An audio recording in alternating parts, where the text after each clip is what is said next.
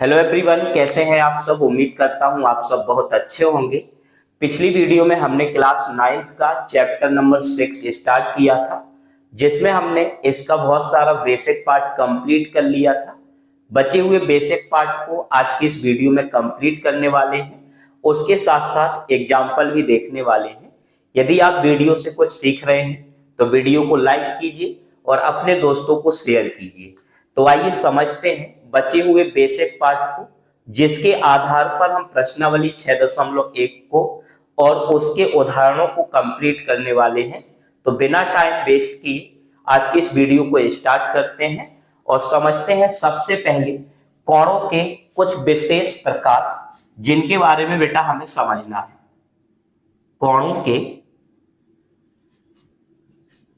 विशेष प्रकार, बेटा इनकी प्रॉपर्टी भी याद रखना है और साथ में इनकी स्थिति भी याद रखना है, क्योंकि बिना इनके हम प्रश्नावली 6.1 या उसके आने वाली जो प्रश्नावली है उनको भी बिना इस बेसिक के हम नहीं समझ सकते हैं। हमें बहुत सारी कठिनाइयों का सामना करना पड़ेगा यदि हमारा बेसिक कंप्लीट नहीं है, यदि हमारा बेसिक क्लियर नहीं है। तो आपका पहला काम है कि जब भी आप किसी भी चैप्टर को पढ़ना स्टार्ट करें या उसको सॉल्व करना स्टार्ट करें तो एक बार उसके बेसिक का आप रिवीजन जरूर कीजिएगा, ताकि आप क्वेश्चनों को बहुत बेहतर तरीके से लगा सकें। तो कोणों के विशेष प्रकार में हमारे लिए जो सबसे इंपॉर्टेंट है वो है बेटा रेखिक युग्म कोण। इसकी स्थिति क्या होती है बेटा? इसकी स्थिति है कि जब एक सीधी सरल रेखा पर, जब एक सीधी सरल रेखा पर किसी भी एक तल में, या तो ऊपर वाले तल में या नीचे वाले तल में, किसी एक बिंदु पर बनने वाले जो कोणों का योग होता है वो 180 डिग्री होता है और उसी को हम रेखिक युग्म कोण कहते हैं।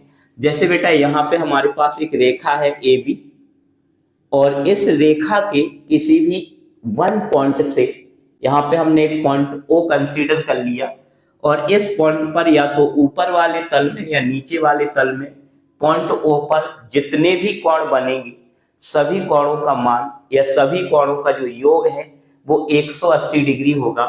जैसे बेटा यहां से हमने एक कोण बना दिया जे वाला, एक कोण हमने जे वाला बना दिया, तो यहाँ पे आप देख सकते हो कि 3 कोण बने हुए हैं। इसका भी कोई ना कोई नाम दे दे रहे, ये R है। तो यहाँ पे एक कोण AOP है, एक कोण POR और एक कोण ROB। तो इन तीनों कोणों का जो योग होगा वो कितना होगा बेटा? 180 डिग्री होगा और इसी को हम रेखिक युग्म कोण कहते हैं। बिल्कुल बेसिक चीज आपको पढ़ा रहे हैं, इससे बेसिक कुछ नहीं होता है। यदि आपने स्टेप बाय स्टेप वीडियो को कंप्लीट तरीके से देखा है तो आपका हर एक कॉन्सेप्ट क्लियर होगा, आपको कहीं पर भी कोई डाउट देखने को नहीं मिलेगा। तो उम्मीद करते हैं कि रेखिक युग्म कोण का जो बेसिक कॉन्सेप्ट है वो आपका क्लियर होगा। हमें बेटा याद रखना है कि हमारे पास अगर एक सीधी रेखा है तो उसके किसी भी एक बिंदु पर एक ही तल में बनने वाले जो कोण होते हैं उन कोणों को हम रेखिक युग्म कोण कहते हैं और उनका योग 180 डिग्री होता है। तो अगर यहाँ तक क्लियर है तो कमेंट बॉक्स में आप क्लियर लिख के जरूर भेज दीजिएगा, ताकि हम समझ सकें कि आपका यहाँ तक क्लियर है। और वीडियो में अब आगे बढ़ते हैं। दूसरा जो हमारा सबसे विशेष टाइप है वो है शीर्षाभिमुख कोण। शीर्षाभिमुख कोण, शीर्षाभिमुख कोण की क्या स्थिति होती है? तो जब बेटा दो रेखाएं एक दूसरे को प्रतिच्छेद करें, जैसे यहाँ पे हमारे पास एक रेखा PR है और एक रेखा हमारे पास QS है और दोनों रेखाएं एक दूसरे को प्रतिच्छेद कर रही हैं। जब दो रेखाएं एक दूसरे को प्रतिच्छेद करेंगे तो यहाँ पे टोटल 4 कोण बनते हैं। ये हमारा नंबर 1 हो गया, इसको हमने 2 नंबर मान लिया, इसको हमने 3 नंबर मान लिया और इसको हमने 4 नंबर मान लिया। तो जो एक दूसरे के शीर्ष पर बनते हैं, जैसे एक के सामने 3 है तो एक का शीर्षाभिमुख कोण कौन सा होगा 3, और 3 का शीर्षाभिमुख कोण कौन सा होगा बेटा 1 होगा। इसी प्रकार से 2 का शीर्षाभिमुख कोण 4 होगा और 4 का शीर्षाभिमुख कोण कौन सा होगा 2 होगा। और शीर्षाभिमुख कोण एक दूसरे के बराबर होते हैं, अर्थात जितनी वैल्यू कोण 1 की होगी उतनी ही वैल्यू कोण 3 की होगी, जितनी वैल्यू कोण 2 की होगी उतनी ही वैल्यू कोण 4 की होगी। तो उम्मीद है कि शीर्षाभिमुख कोण का जो कॉन्सेप्ट है वो आपका बिल्कुल 100% क्लियर होगा, इसमें आपका कोई भी डाउट यहाँ देखने को नहीं मिलेगा। अब चलिए सॉल्व करते हैं एग्जाम्पल नंबर फर्स्ट को। आइए समझते हैं उदाहरण नंबर 1 को। उदाहरण नंबर 1 क्या है, आपके सामने लिखा हुआ है, आकृति में रेखाएं PQ और RS परस्पर बिंदु O पर प्रतिच्छेद करती हैं। आप देख सकते हैं डायग्राम में रेखा RS और रेखा PQ एक दूसरे को बिंदु O पर प्रतिच्छेद करती हैं।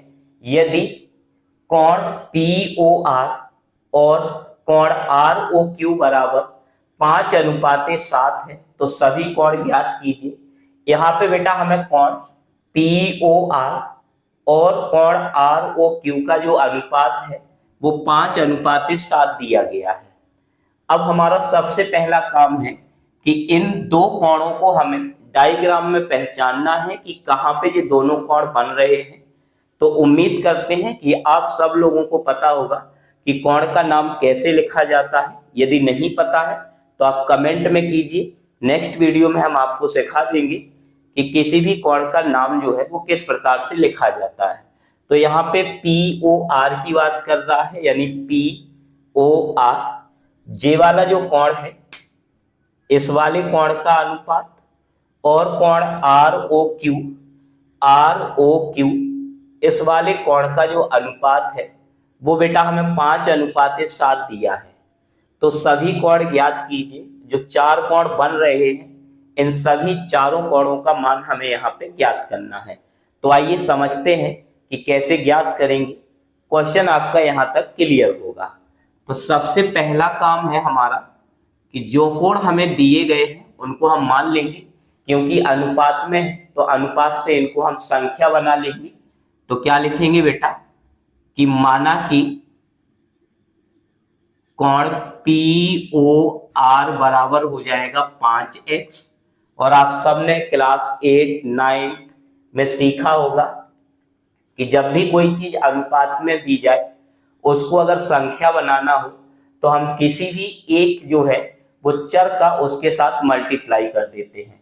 इसलिए यहाँ पे जो कोण हमारा POR है इसको हमने 5x मान लिया, तथा कोण ROQ बराबर मान लेंगे बेटा 7x। क्या मान लेंगे 7x। अब आप देख पा रहे हैं कि ये दोनों कोण जो है कोण POR और ROQ दोनों एक सीधी रेखा POQ पर बने हुए हैं। कौन सी रेखा पर बने हैं POQ पर बने हैं, जिस वजह से इन दोनों कोणों को रेखिक युग्म कोण कहा जाएगा। और रेखिक युग्म कोण का जो योग होता है वो 180 डिग्री होता है। यानी कि अब यहाँ पे हम कुछ इस प्रकार से कर सकते हैं कि कोण POR प्लस कोण ROQ बराबर 180 डिग्री। और 180 डिग्री होने का कारण क्या है बेटा, उसको यहाँ पे ब्रैकेट में लिखना है, क्योंकि दोनों जो कोण है वो रेखिक युग्म कोण है। कैसे कोण है बेटा, रेखिक युग्म कोण है, जिस वजह से दोनों का जो योगफल है वो कितना होगा 180 होगा। तो उम्मीद है यहाँ तक आपका क्लियर होगा।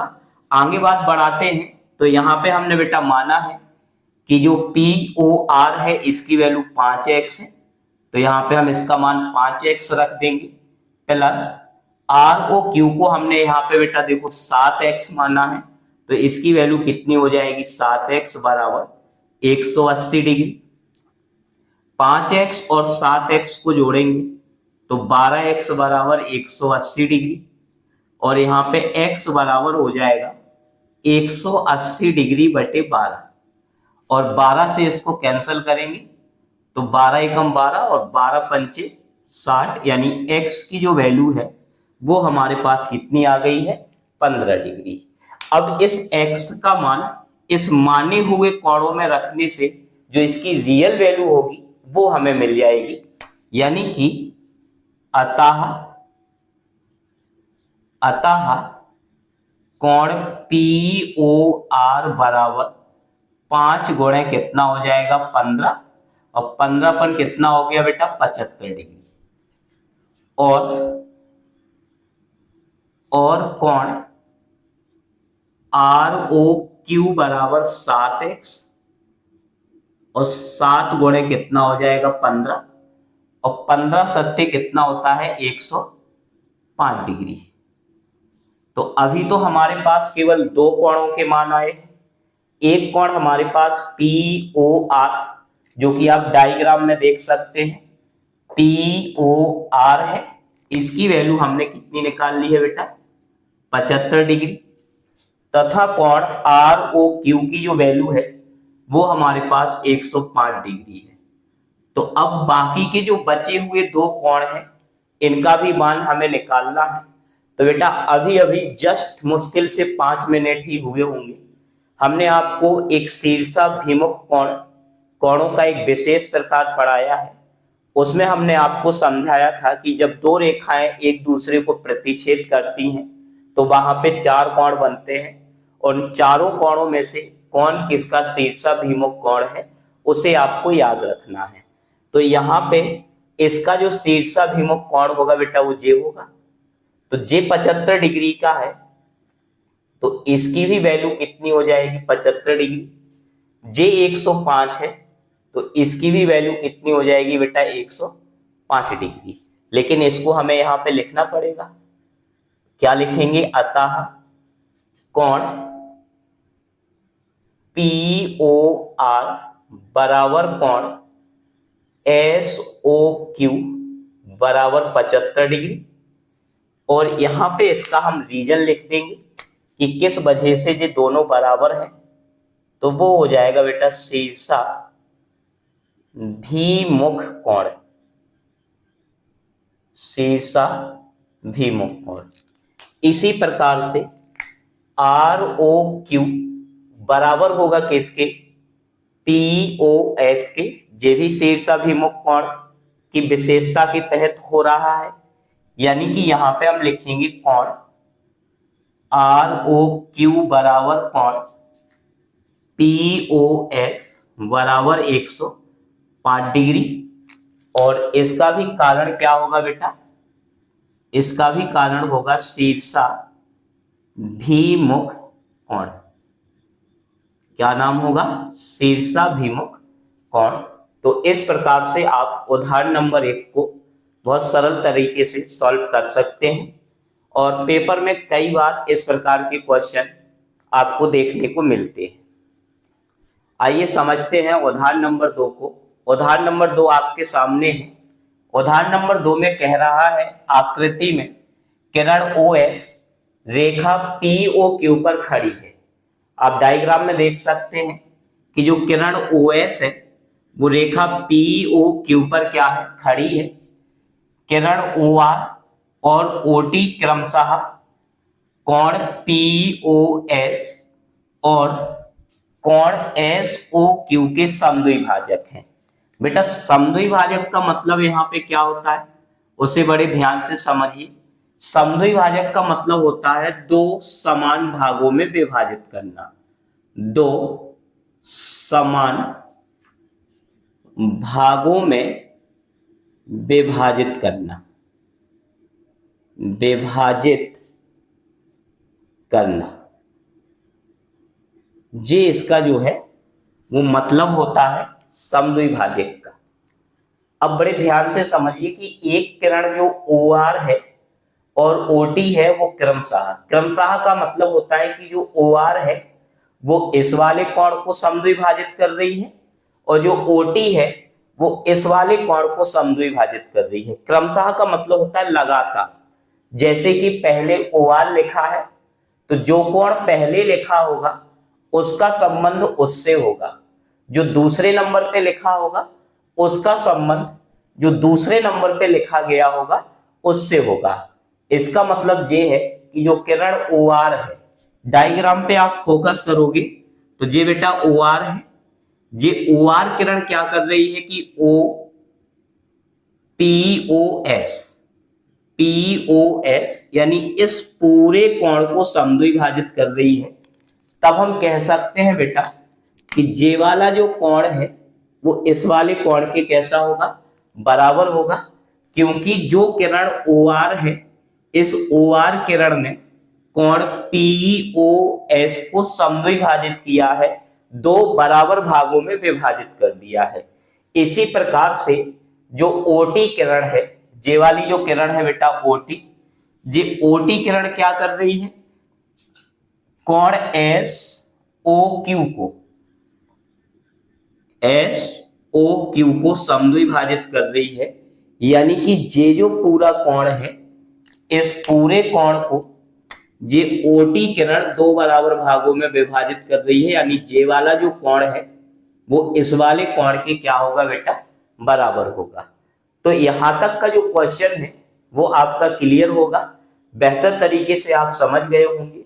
एक बार और समझ लीजिए क्वेश्चन क्या है। आकृति में किरण OS रेखा POQ पर खड़ी है, किरण OR और OT क्रमशः कोण POS और कोण SOQ के समद्विभाजक है, यानी कि दोनों को बराबर भागों में विभाजित करती है। यदि कोण POS बराबर x है, यहां पे जो POS है बेटा इसकी पूरे कोण की वैल्यू हमें कितनी दी गई है, x दी गई है। तो हमें ROT ज्ञात करना है। ROT कहां बन रहा है, ROT जे वाला जो कोण है इसको हमें क्या करना है बेटा, ज्ञात करना है। तो आइए समझते हैं कैसे इसको सॉल्व करेंगे। तो यहां पे बेटा हमें सबसे पहले दिया है क्या दिया है बेटा कि कोण POS बराबर x दिया है। कौन सा कोण, POS बराबर हमें कितना दिया है, x दिया है। अब बड़े ध्यान से समझिएगा। अब यहां पे अगर आप ध्यान से देखोगे तो POS जे वाला जो कोण है और SOQ ये दोनों कोण एक सीधी रेखा पर पॉइंट O पर बने हैं, जिससे ये दोनों कोण रेखिक युग्म कोण कहलाएंगे, जिनका योग कितना होता है बेटा, 180 होता है। यानी कि यहां पे हम लिख सकते हैं, क्या लिखेंगे, अब कोण POS प्लस कोण SOQ बराबर 180 डिग्री।